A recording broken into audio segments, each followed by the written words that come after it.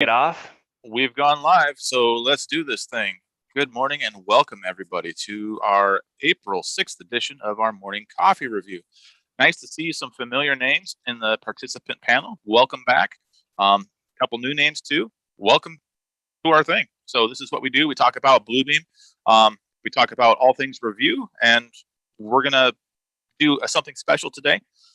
We're gonna do our top 10 favorite tips. I'm gonna do 5 of mine.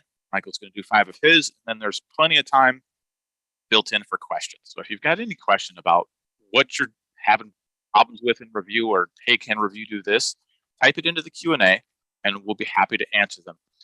See if you can stump us. Looks like we've even got a Bluebeam employee on our attendee list that we can bounce questions off of, as well as our amazing ATG support staff.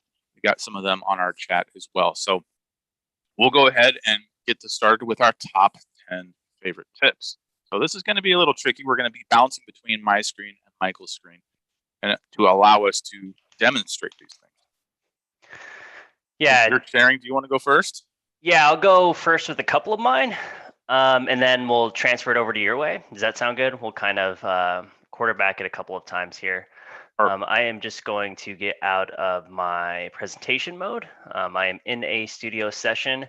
My first one was custom tool sets. So for any user in review, it's always a good idea to save some markups that you've used previously. That's one of the greatest tips I always like to show off, either doing a demo or just talking with clients. Sometimes clients, even when they're kind of experienced users in review, don't really save their markups. They're used to just having the red lines and don't customize how their markups look. So I'm going to exit the studio session here, and I am just going to go to a PDF set. But anytime you're getting ready to customize a markup, I'm just going to use the revision cloud and customize the way it looks and show you the tool sets.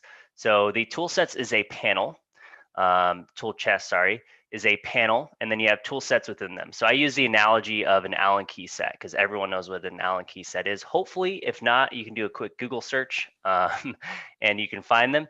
But a toolbox, right? Hopefully you have tools in there. Some of us don't put them back, or we have kids that don't put them back. I was one of those kids. Now I'm an adult, and I always hope that my tools are back in my tool chest.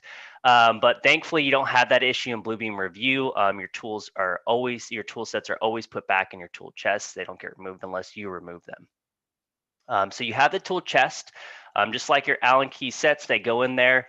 And then you have Allen keys particular to the job. So your tool chest in Bluebeam Review works the same way. You have markups that live in the tool set, like your Allen key set, that live in your tool chest.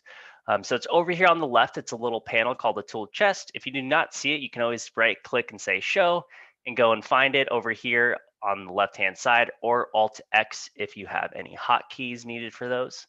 So you can click it open, and then you will find tool sets that are already available from out of the box. They are registered to your profiles, and you can change the way they show up in particular profiles as well. To do that, you just go to the tool chest, hit the drop down, you go to manage tool sets, and from here you'll see all of your available tool sets particular to the profiles as well. So such as the two that we always see in all profiles are recent tools and my tools. And one thing about profiles, if some of us don't know, we could probably raise our hand and leave that for after for questions. But again, tool sets do get assigned to specific profiles when you're in them. If you're loading it in, it's defaulted to that profile that you're in. If you want them to show in all profiles, so if you switch to a profile, you're going to want to say yes here. Going back to let's make a markup. So I'm just going to go and use a cloud. Us as instructors, we can't learn hotkeys, but it does help you moving forward. If you do learn the hotkeys, it's C or the Cloud Plus, which is K. And some individuals don't know this either that we go through and talk about. New users or even experienced users, right? They're still using the cloud with a call out. But a Cloud Plus, actually, let's use the Cloud Plus for our example here. So I'm just going to go down. If you hold your selection or your left click, you can drag a rectangle to whatever size you wanted to do. Or as you're placing it, as you click points, you can draw whatever angle you kind of want to for your revision cloud.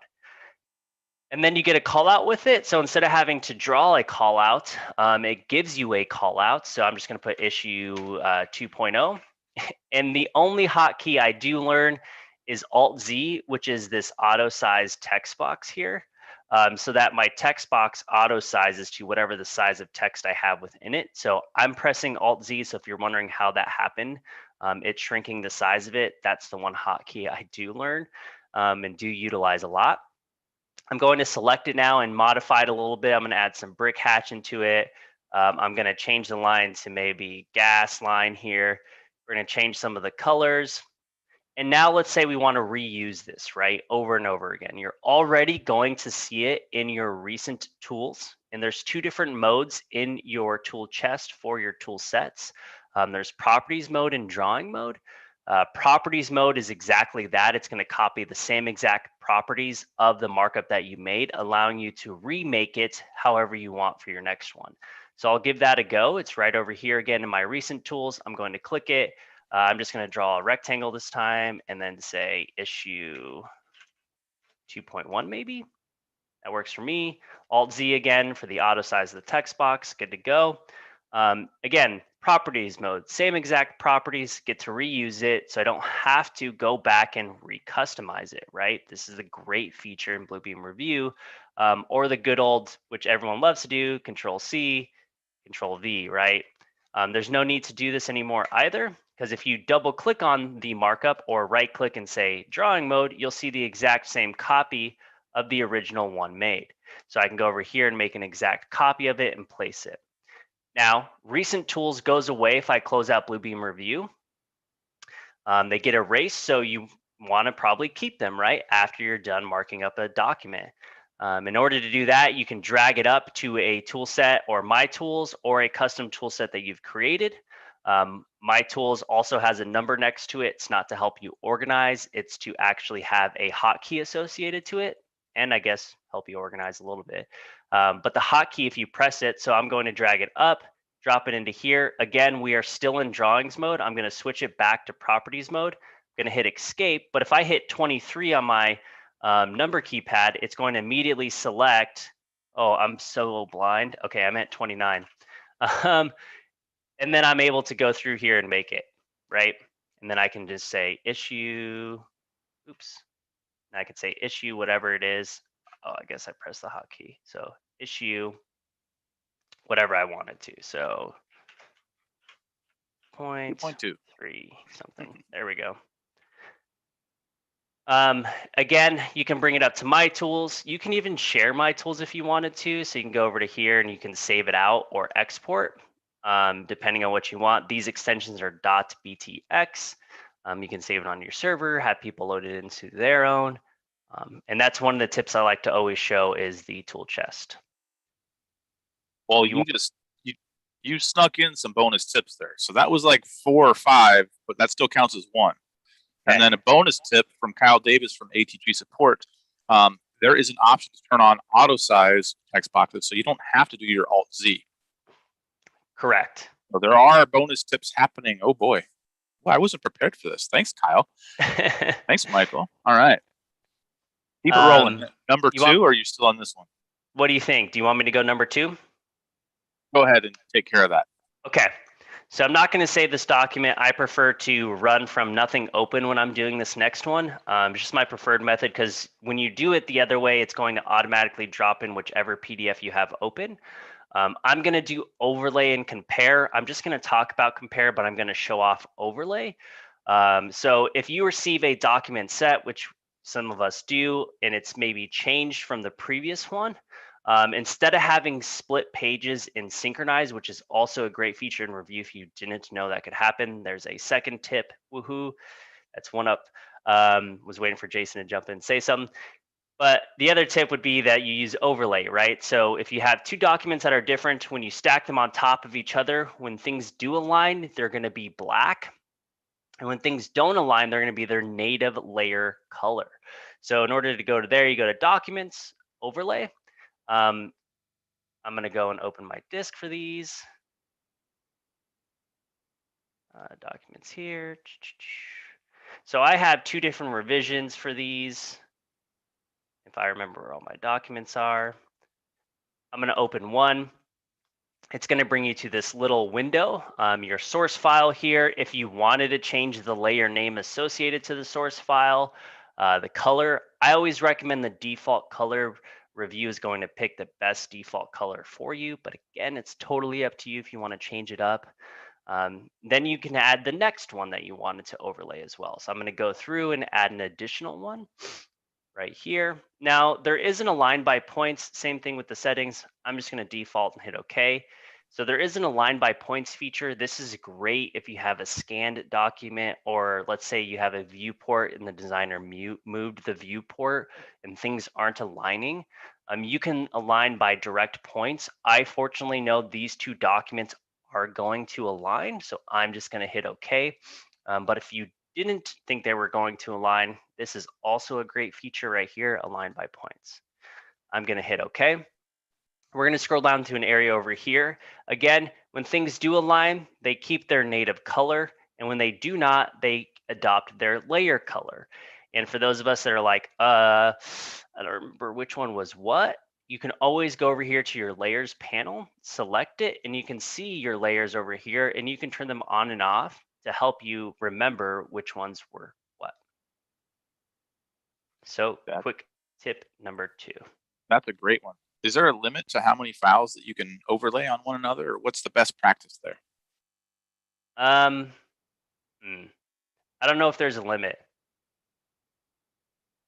I don't think there is either. I was just trying to stump you. Yeah, but I guess the best practice would be you'd have to be able to know how to differentiate between all of them, right? Right, And that would all be your layers. And if the viewport's good, right? Because we all know some people love to move these viewports. So if things do move around, right, you're going to have things, and it's going to take forever to align by points. That is true. Yeah. So those are layers. And there's also another great feature I like to talk about with layers is putting markups onto layers, because you can hide specific markups and not allow specific markups to print if they're on specific layers. So layers are huge in review and I think really underutilized. And maybe we'll do a whole session about layers one day, because that would be a really good topic. Yeah. So again, overlay, compare, we'll do the same thing. It's going to compare both documents, except it's actually going to give you a revision cloud of where things have changed. Unfortunately, I have one that shows revision clouds, but some areas like here, it would have given a revision cloud around it and said, look here, something may have changed. All right. Do you want me to go again? Any questions, I guess? Might as well. We'll let you do all your 5, and then we'll jump to mine just to keep the pass and forth a little easier. Okay. Chris said he's done 5 before. Pretty good. I haven't done more than 3, so Chris wins that one so far. So another one is exporting comments. So I'm going to do the adverse, which is importing comments to show and then show the export feature. So you have the ability, if you receive, let's say, a new document set, let's say this was a revision and I had an old document that also had revisions on it, and they sent us the new document, but I wanted to check my old revisions for things that may have changed or may not have changed. And how do I get my comments over from one document to the next? You can simply export them out from the markups list. So just down here in the markups list, you have the markup list drop down, and then you can export your comments, right? So the other one would be import, right? Which I love showing this one. So there's already comments made. So I can go over here and import whichever ones I want. And I'm just going to do all comments. And they actually import in the same exact spot that they were placed before. So as you go through, you can see the revision clouds that were made, or the issues or the counts, any of those items placed onto your document set, allowing you to go through and see them. Again, you can import and export them. The other one, which was actually brought up from a client that I had a conversation with, because they were wondering, I can't see when I put a capture in here, a high resolution of those captures. So let me go through and attach an image to here. I'm just going to use this one. So the resolution of it is condensed from here when I just do the report. So when I go over here and do this summary report, what is the best way to get the full version of the JPEG or PNG file from the comments that were made. There's actually this other feature which is also underutilized, which is the capture, and exporting this capture media. I'm going to go to here, select a folder. Well, actually, we'll just do this way instead. Capture summary instead. But from here, I'm going to go through and say the summary of it. It's the summary of the specific captures that we have. And you can attach the media as linked files if you wanted to as well. You can set your margins. You can go and exclude any filtered markups. So filtered markups being down here. What is the title going to be? The padding. So when you have a little image of where the markup is, you will see some things extended. That is also the feature here. So I'm going to go through and do that. Am I going to do a page size such as letter or tabloid or legal? I'm going to go here, just hit OK. And then you have this. And again, I can go and hit OK. It's going to open up that file where it was in whatever native image viewer that you have as well. Good one. There's a question from Kyle. Can you replace a capture with a new version instead of deleting it and re-adding it?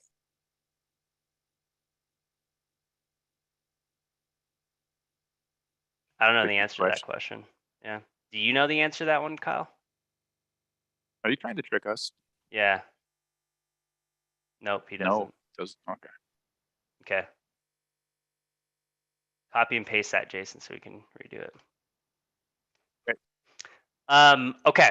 So next one is going to be that was number 3. Yes. Now we're on to number 4. I'm trying to get through this quick so we can have some time because they're very in-depth tips. But next one's going to be slip sheeting.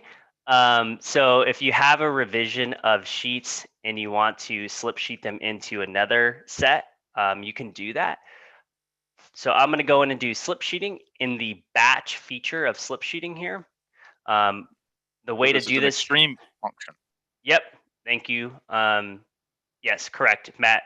Sorry, Matt just messaged me real quick, but yes, Jason. It is an extreme feature only, so just be aware of that. If you do not have extreme, you cannot do this batch slip sheeting feature. Tongue twister. I'm going to hit add some files from here. So I'm going to go to my disk here. I'm going to go to my documents again. I don't think I put them in here. There it is. But actually, I like to save out these before I do it.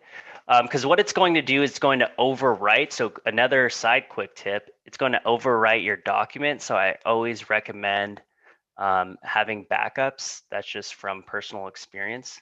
So I copy my original one over into here, and I'll show you guys that in a second. Replace. Okay, so what it's going to do is from here, it's going to overwrite my original one here with the slip sheeting. So I've copied them from my original PDFs to over here, and that's what I was doing from File Explorer real quick. But I'm going to open up this document set here. My revised files are here. So I'm going to open up my revision files. So rev. And then how are they going to match? So this is going to automatically match pages. You can change them if you wanted to look for specific caricatures, or you can go through and say, what are you going to match by? File name, page index. That works for me. I'm going to hit match pages. So from here, I'm going to see what did match. My general notes over here. Great. That looks all awesome. And one didn't match, and I'm trying to figure out, okay, why didn't it match? I know personally why it didn't match, because there wasn't an extra sheet here from the revision. So the new revision, they added framing details, and before they didn't have it. So we can go through there. Actually, the revision didn't have any changes to it, so that's why they didn't add the sheet here, because this is from my original file. Next, how are these going to slip sheet? Are they going to insert revised pages before the current pages, or are you just going to altogether replace the current pages with the revised pages? You get to decide. I'm going to insert them. What's going to happen after that is going to copy the markups from the current pages to the revised pages. And when this happens, it still maintains the old markups on the original PDFs as well, just copies them over to the new PDFs. Are you going to unflatten markups before you copy? Are you going to flatten markups after you copy? Are you going to stamp with the superseded on the entire page, which we are? So I'm just going to hit OK. It's going to run it. There's the summary if you wanted to go access to the summary. So now let's go and open that PDF there that we just did the slip sheet on. Boom, hit open. And now we can go through if we wanted to and see what happened. So here's the one sheet, superseded. For the next one, you can see the changes. Slip sheet was made, not here before. And you can go through and see all of your sets. Such a cool tip. I'm sure I can't be the only one on the call who's laid out multiple sets of paper plans and had to go rip out sheet 3 and put in a new sheet 3 because something else changed. Being able to do this digitally is super handy. And quick, and you don't have to stamp it, right? And what if you had markups that you were trying to bring over, like the import feature and export? You can do that automatically, or I like to say automatically, right? Ooh. Another one is creating sets, and we'll do this one quickly as well. And again, all of these quick tips, if they're pretty broad too, with teaching how to do them. If we want to go more in depth on these, feel free to ask, and maybe we'll set up a whole series for them as well. The next one's going to be sets. So another issue is having large 100-page sets that are combined into one document that's a large file size. Is there a better way to visually see things together, but not actually have them connected into one document? And there actually is. Review has this ability to create an extension file that has that. And we're going to go through and run how we can do that. It's called sets. It is a panel again. So over on the right-hand side here, it is Alt-2 for the hotkey or sets. In order to create sets, I'm actually going to just open up one, or you can create a new set. I'm just going to open up a set to save some time so we can hit Jason's sets. But basically, these files do not live next to each other. The extension is a .bex file type. It is something that Review has proprietary on for this file type, allowing you to create these sheet sets together. So what sets are, again, if you have sheets that are all individual, which I don't have any here because it's looking for this specific extension, but I'll show you all in this file. They're all separate. So let me go from Explorer over here real quick. Let's go here, exercise files for sets. Let's see. 1 second. Okay. So from here, you'll see sets. These don't live together, any of these PDFs. But again, I have that .bex file, which I'm going to grab right here. None of these files live together, but they are visually going to live together, and you can scroll through them as if they were one attached set into a PDF. So again, that's what you're doing with sets. They don't live together. Their file sizes aren't combined into one PDF. They are all individual, making it easier access to those documents. So let's open that set up right here. It's okay. So on the right-hand side, I will see them. They're organized. And again, this is all when you're creating a new set, you're setting up settings of how it's going to organize these PDFs. I have my general. Again, I can go through here. And as you see down below, it sees it as one full document. So I don't even have to click over here if I didn't want to. I could just go through and scroll through and already go through my next plan sets if I wanted to. So again, you have that ability. You have your structural sets if you wanted to scroll through, or your plumbing, mechanical. Just allows for easier access to your documents when they're single, but almost together as a .bex file type. That is a great tip. Now I'm going to ask a question about this one. Since Yes. you have your set organized there, do they all show up in your thumbnails? On your I haven't checked panel? my thumbnail. No, it's just a single one. Yeah. Because this would be a replacement for your thumbnail, right? Right. Yeah. You can also see any revisions that were made also, so if you want to go through there. Alrighty. Sets are underutilized. Very cool tip. Thanks for sharing that one. You're welcome. Any questions from here? Okay. I will stop share and pass the baton over to you, All Mr. right. Jason Artley. Well, we'll just do this then. So now you set the bar pretty high, my friend. Now I'm going to come up with my top 5. So here we go. I love using this data set for the dynamic fill, and I love dynamic fill, and I think it's a great tool. If you haven't used this, J is the hotkey, or it can be found under Tools, Measure, Dynamic Fill. Now, what I like to show, my tip for dynamic fill, is that in here on the left side, you can see it's kind of separated here. This is where we're adding our boundary or doing our fill or adjusting our clearing or our settings here. But on the right, we have our choices, what we can make. We want to make a space. We want to do a polygon markup. We want to do an area measurement. We want to do a polylength, perimeter, or a volume.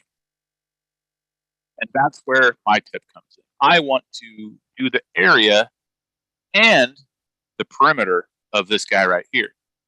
But what I can do is I can choose my area and my perimeter. So you don't have to just choose one of these. You can do multiple things at once. And when you do that, we can go through here, grab that area, hit apply, and now I have both my area and my perimeter done at the same time. Now these are separate markups. And with that, there's a little bit of a caveat. If you try doing sets in an area, or sorry, a space in an area, sometimes your displays won't be quite right.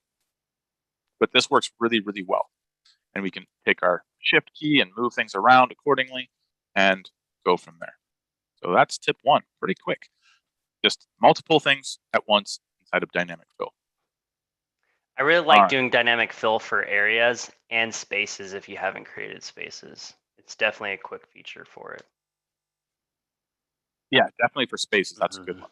I'm actually just going to leave this area one in here to do my next tip. And this is custom columns. So another underutilized function of review. I have one area measurement here just to make this really, really easy. And what I want to do is have review do something with this value.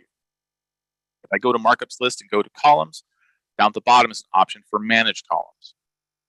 And here, I'll have an option for custom columns. So what I can do here is I can create different materials or values or formulas or whatever. So I'm going to do a quick one here. So I'm going to add a new column. It's going to be my material. And my choice, my type is going to be a choice. Now check mark. And here I can add different things. So landscape. And I'll give that a dollar value. Wait. Talk about that subject that you stumped me on the other day. Yeah. Okay. So there's a subject here, and I've been leaving this blank. If you leave it blank, you will be able to apply this choice to anything. If you give this a subject, it will only apply to that subject. So if this was set up right, if I put this on area measurement, right, that would be my subject that would be here. We would see these choices just for area measurement. This would be a better use to add something here for flooring or landscaping or hardscape or whatever category you're doing it in. If you leave this blank, I will be able to assign a choice of concrete to a wall or an interior space, and that might not be appropriate. So if you're being super accurate with this, give it a subject. I'm not, I'm going to leave it blank. And I can go and add as much as I want here. Even spell it right. And I'm picking dollars here. We've got any estimators on the call who know what reasonable values are, let me know. But you can always change these after the fact, all right? So now I have these choices. And I'll go ahead and hit OK. And now we see this column appear. And I can take this measurement. And now when I click in this area, I can say that that's concrete. right? So I have this value here. And I want to take that a step farther because I, Jason, hate math. I don't want to do it. I'm going to let Bluebeam Review do that for me. I'm going to add another column. This is going to be my cost estimate. This is going to be a formula. And I can have this take my area, and then using very simple variables, I can add my asterisk, and then I can type in material. And just by typing in a couple letters, it's going to pull this down. If I would have called this something else, it would have found it, right? So area times material, format is going to be a currency, and give it a $sign, 2 decimal places. I'll hit OK, hit OK. Now I have a cost estimate. It's going to cost me $8,900 to do this concrete. Now, that's just square footage. We're not talking about the depth of the concrete. There's a whole bunch of other things. This can be used for depth and volume measurements as well. But that's one of my favorite tips. Create those custom columns to create the things that you want to see, whether it be a formula or some other category or a choice. There's a lot of options here and a lot of power hidden in the Manage Columns button. Yeah, this is great, Jason, because now you don't even have to export out to Excel if you didn't want to. You could utilize everything just natively in Review. And I think that's highly underutilized feature because everyone's like, well, we'll just export it out to Excel. Well, why add another step to the equation when you can have this preset already doing it for you in Review? Absolutely. So now this one, the tip number 3 from me, is all about the new update. So there was a new update a couple of weeks ago, 20.2.15. Michael does not have this installed. It does cause a couple little issues with Revit printing, but I'm not a Revit user, so I get to show you the new toys. And this toy is all about measurement. Here in this example file, I have 1 dimension. I know this is 40 scale, and I've got this 1 dimension here. And being a civil guy, fractions tend to scare me. So let's get away from that. What I can do is I can go over here to measure and measure a length. Now I will go ahead and measure these 2 spots here. And there we go. I have a value of 276 feet, and it's been rounded to an even 10 inches. Well, what I can do is I can take my properties of this guy. I'll hit escape just to get this thing up. There we go. Now I've selected that same dimension. My colors have been changed from my default. Normally this would be red. If I want to see that in a different unit, I can come over here and change that. Do I want to see what that is in yards or millimeters or centimeters? I'm not changing the scale of anything. This is still absolutely to that 40 scale that my drawing is set to. But what this allows me to do is change those values. So if I don't want to see a certain rounding, or if I don't want to see fractions, I can make those changes accordingly. There's a lot of cool functions here. This only applies to the new update, though. So I'm going to change that back to centimeters. There we go. It's ironic because I had a client that asked the same question before this update came out, and because otherwise you'd have to change the scale of the page, right? And the units being utilized on the scale of the page per page, and now you don't. So I think this is a great feature that was actually just ironically released right after I did my demo. So I was like, oh, great. Right. Once this was released a couple of weeks ago, there was a lot of buzz on, social media and stuff about this because people really wanted this. And I haven't been asked for it personally, but I find a ton of value. And I think it's worth showing off because it's pretty cool, especially since we're not messing with the scale, right? Accuracy is important. There we go. All right. That was tip number 3. Number 4 is all about line types. So we can draw lines, right? We can draw all sorts of lines. And if we hold down shift, it will draw straight lines. Bonus tip. However, the line types that we have inside of Review, there's a lot of good ones. Dash lines, fence lines, gas lines, hot water, zigzags, insulation, railroad tracks. There's even a road. There's a lot of good stuff in here. But they're really, really easy to create new ones. So let's say I wanted instead of gas, I wanted it to be natural gas or N gas. I can go to manage and I can go into find where that is, and I can modify those. So actually, I've created a ATG line set. This is where you might want to create one for your firm. And then from there, you can modify those. So here I've created a water, a fiber, and a sanitary sewer. If I wanted to add one for my natural gas, call that N-gas, this is really easy to do. And as someone who's done a lot of AutoCAD line types in my past, this is maddening how easy this is. So give this a description. And I have my line. Now I can just add text components. So if I hit the plus sign, my component is going to be a dash. I just want a dash. My other component is going to be text. That text component is going to be N-gas. I can choose the font I want. I can change the font size. And we can see this preview right here. Super easy to do. If I want to adjust anything, I can always come back in and adjust if I want this to be higher up from my line, or a different font, or bold, or give it a different dash or a space. At 5. We can make all sorts of changes. I'll hit OK. Now I have a brand new line type. This, of course, can be exported for future use. So I grab that line. Now I come down. Now I have an N-gas. Go right there.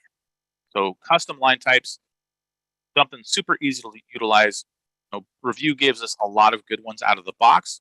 This is super a great way to make your world more consistent, especially if you're going to be using Bluebeam Review for any sort of conceptual design or red lines. I'm not going to do that with pen and paper or pencil and paper. So there we go. That's number 4. And number 5, my final tip from our top 10. Oh, wait, we have a question. Oh, can you use custom line types with measurements? This was actually asked the other day from another one of our end users too, which was for poly length. So there you go. Yep. Yes, you can. What about poly length? You want to draw a poly length out? No, I just want to hear you say that again. So let's go poly length. So if you haven't used poly length, this is a pretty cool tip. If you click on things right, I'm not getting a little sloppy here. Just for the sake of time, I'm just going to make this super sloppy. And we'll go back to the start. So this gives me a length of every line that I just created. And then at the end, it will give me that cumulative. So here I have, 1,300 feet. If I select this poly length measurement, can I make that natural gas? Absolutely. So any of your custom line types, if it's a dash, if it's a Bob's line or whatever, you can do that accordingly. So, good question. Thanks for that, David. Patrick asked, I believe you can also import your Autocad line types. I've heard of that. I've never tried it.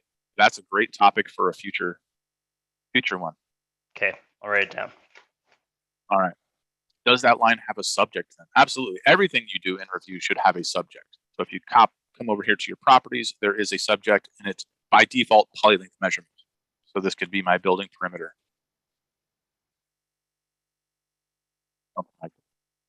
But by default, every subject you give is the topic. So if you're doing a call out, it's going to be a call out. If you're doing an area measurement, it's going to be an area measurement.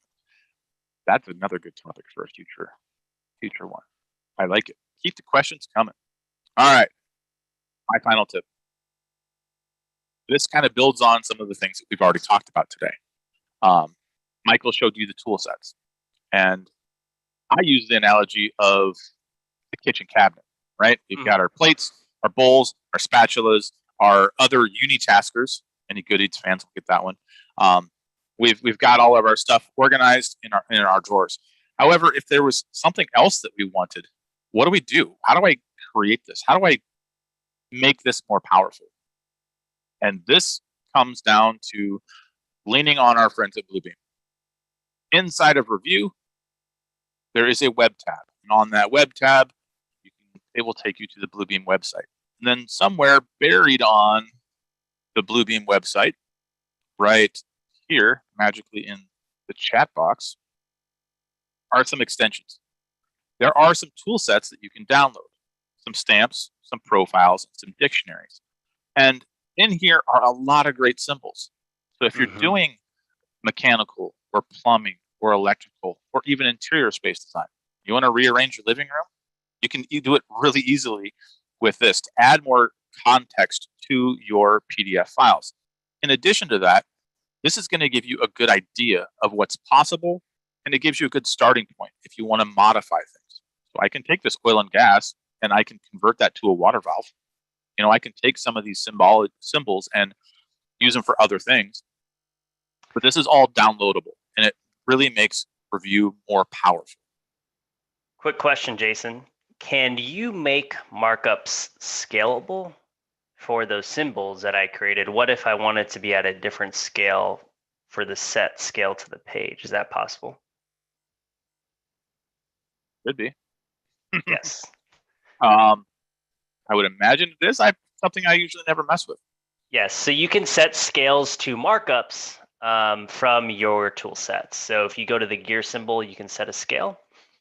Usually that's done when you are creating your markups, and whatever markup scale you created it at, hopefully you remember, and they will scale to the set scale to the page. So I'll take my design symbol here, and I'll just drop this in right now like that. And that's at whatever scale it's at. Now, if I change my scale over here, set my scale from, 1 to 1, let's make this to perfect. Now I have a new scale. And once that scale is applied, notice that new icon shows up, and I can toggle that on and off, right? So with that toggled on, now when I insert that symbol, it's going to be using that scale factor. When making symbols, why do people say draw it at a quarter scale? Well, nobody says that to me because I'm civil and I don't know what fractions mean. 0.25. Ooh, there we go. Oh no, he threw that at you, Jason. That's a good question. I don't know why someone would particularly request that scale, other than good question. Do you have any ideas, Michael? I don't. Maybe it's a common scale to set for your markups. I usually draw them for whatever scale is provided to me from whatever they were drawn in AutoCAD, or primarily AutoCAD. It comes from when I'm making these for clients. They have specific types of markups they want to reproduce. And you could do this for quantities too, which is a great one. So if you ever wanted to get quantities and have some kind of to scale measurement of that quantity of, like, let's just say piping or piping networks, right?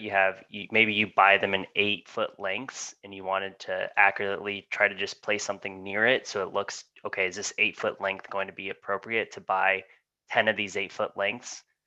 You could do that as well. So again, it's pretty endless, and that's a hidden feature that not a lot of people use either. So another side tip. All right. Well, thanks, Brian. Thanks, Brian. Did we have any questions from the YouTube side? So while we're waiting for those to pop up, those are my top 5. So we've gone through Michael's top 5 and my top 5. We've thrown in some bonuses there. Now, we tried to come up with 10, and that was really tricky because honestly, we could go on and on and on and on.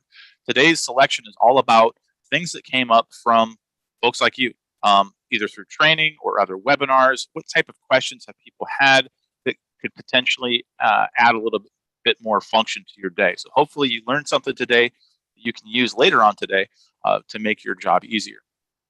So with that, we have 15 minutes left. Plenty of room for questions. If you got a question, hey, is this possible? It doesn't have to be related to anything we talked about today. Use that Q&A section and fill it up so we can go through there. If we've got any questions from YouTube, we will jump over there. Yep. And if not, and to correct also, Jason, from that PS file, it's not just Revit. It's some users are having the PS file not particular to Revit, but all files being plotted out. Kyle Davis jumped in the chat and was throwing that in there. Nada on the YouTube right now. Okay. Ooh, that's a good question, Patrick. I'm going to let Mr. iPad answer this one. Can you import, export tool chest to your tablet? Whoa. So is he saying tablet because it's a Surface Pro, Jason? Or is he saying tablet in reference to an iPad? Well, if it's a Surface Pro, that's no big deal because it's still a Windows file, right? So it can open up a Windows file. That's not a problem. On an iPad, though, that's a different story because I don't know the answer. I haven't done it on an iPad, but I do know you can imprint your tool sets onto a PDF. So if you wanted to link it onto a PDF, so you can double click it and it automatically opens it up like a profile. That's something I'll have to try, Patrick, and see if it works. But you can give it a whirl. On that note, if you're trying that, here's something I want you to try. This is a little trick that I learned a few months ago. So since we're adding on tips here, we've been messing around. My recent tools is filled up with stuff. And if you ever use recent tools, you know that this is going to disappear as soon as I close review. So that neat little natural gas polylength measurement I made that's hiding right here, as soon as I close review, this isn't going to be here anymore. So I'll go ahead and close real quick. I am going to save my site plan, which I never do. I'll open review back up. You make yours green? What did I I just make green? noticed that. Your mouse. Oh, my cursor? Mm-hmm. Yeah, I make that bright yellow. Makes it easy to see. All right, so my recent tools are empty, right? But if I go back to that recent file, my site plan, let's say I forgot to save my recent tool and I really want to make this the default, or I want to save it to a tool set. Normally, when you do a recent tool, if you do another polylength measurement over here, blah, blah, blah, blah. Now it's in my recent tools. I can now drag it over here. But what I can do is I can take this guy, and if I select it, this will also, and if I move it just a little bit or do something, it will also show in my recent tools. So I can get that markup back. Now I can save it and drop it into my tools. So that would be something to try on the iPad side. If you open up a markup that has a bunch of things in it, you might be able to select the markups in there and then add them to a different tool set if that doesn't natively work. So Chris said he's done it with a Dropbox. And again, this is what the series is all about, community, what people have been able to do themselves that we may not have tested. So that could be a solution. But hey, if it's in a Dropbox, where could you also store it within review? Studio projects. There we go. Yeah, there we go. Studio projects will allow us to store all types of file types. So they can be those BTX files or BEX files or BPX.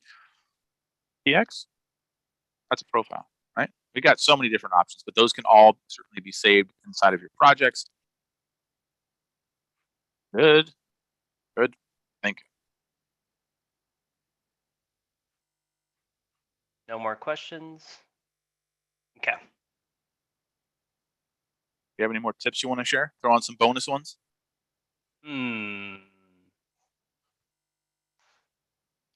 What about the search, find, and replace feature? Or I always talk about this because we all have that one person.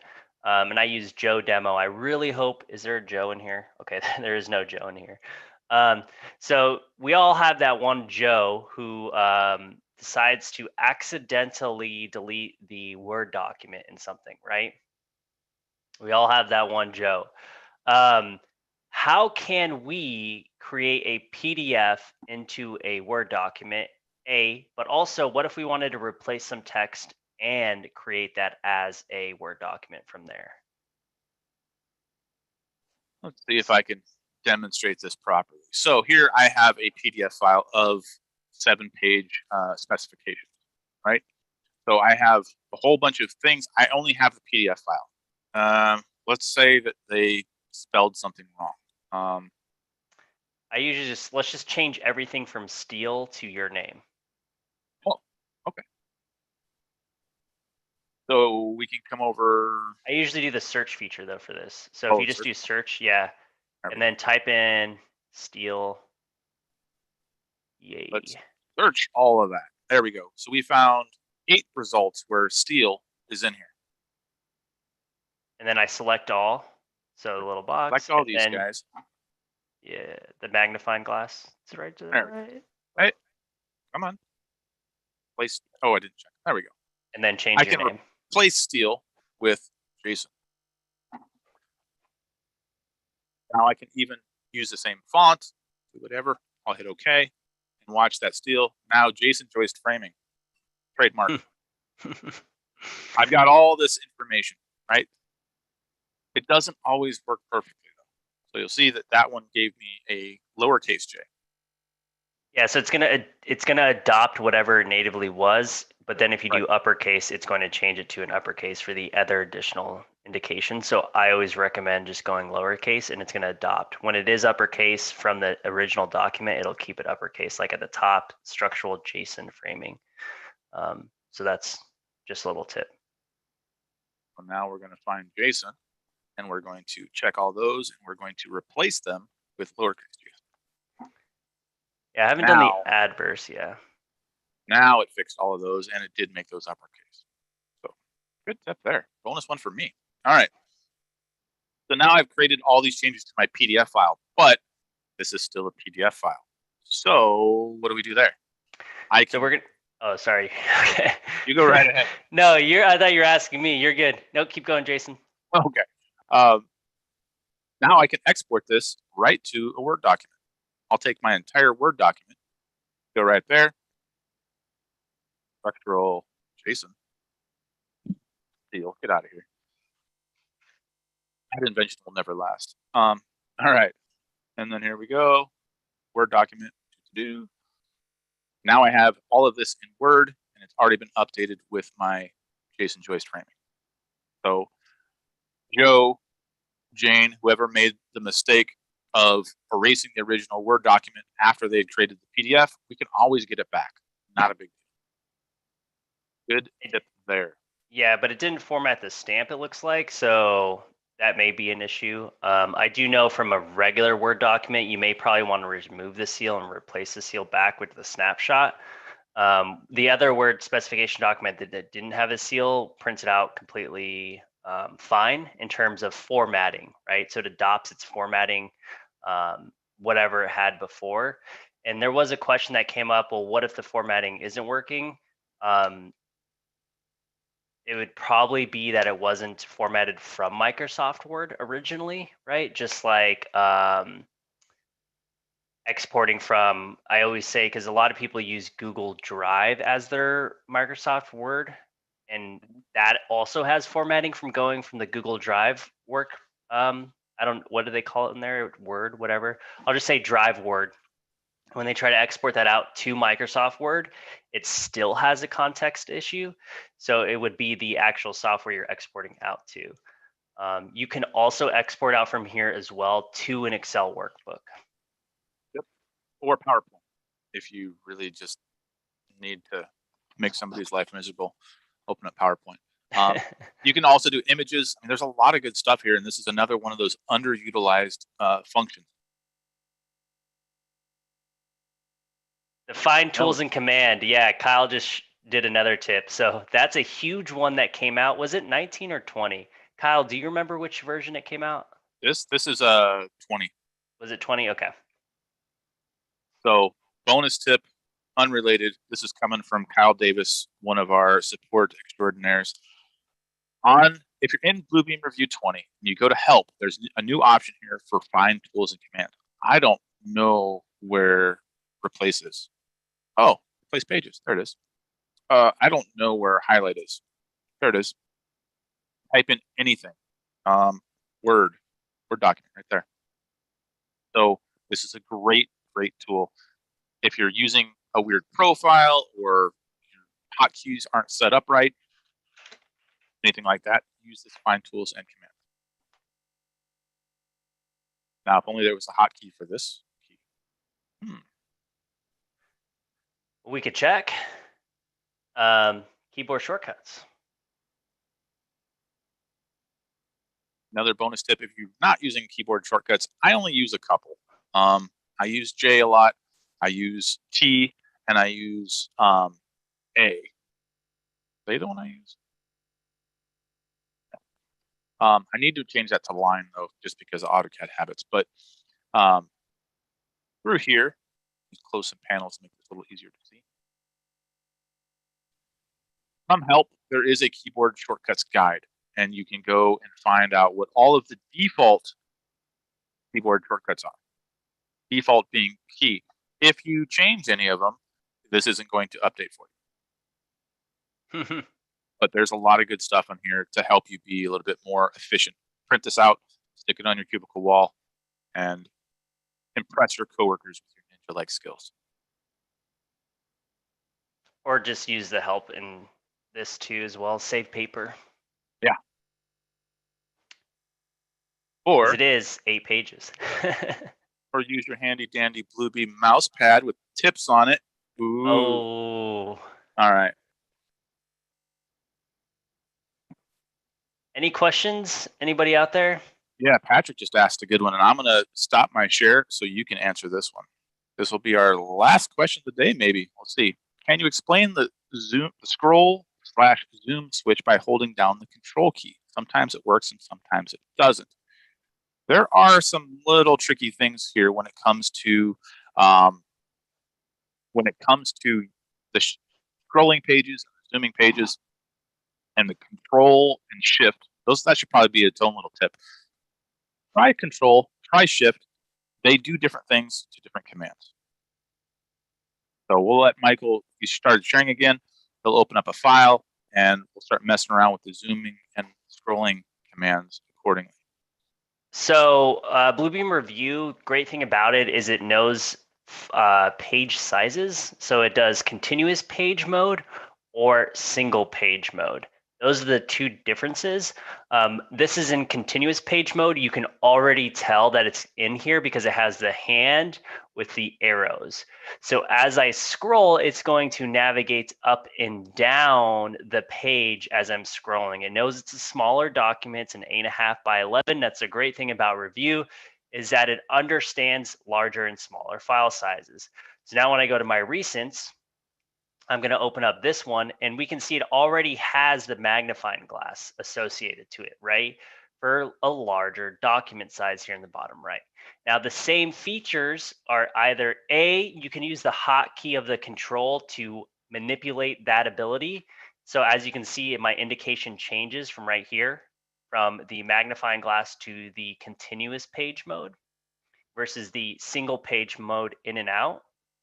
And yes, Kyle's also coming in with some additional items there.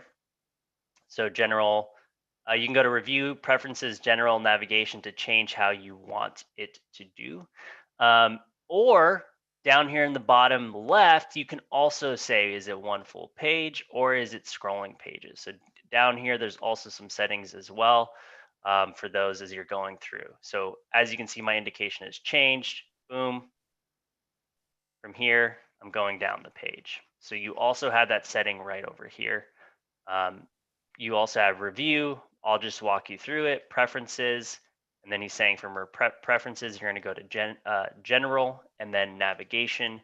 And from here, you have single page mode. What is it doing? Zoom or scroll, or continuous page mode for scroll or zoom as well.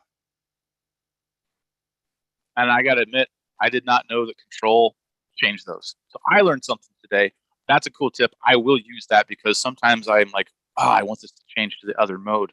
So thanks for that. That's what these meetings are all about. Building a community. We'll share what we know.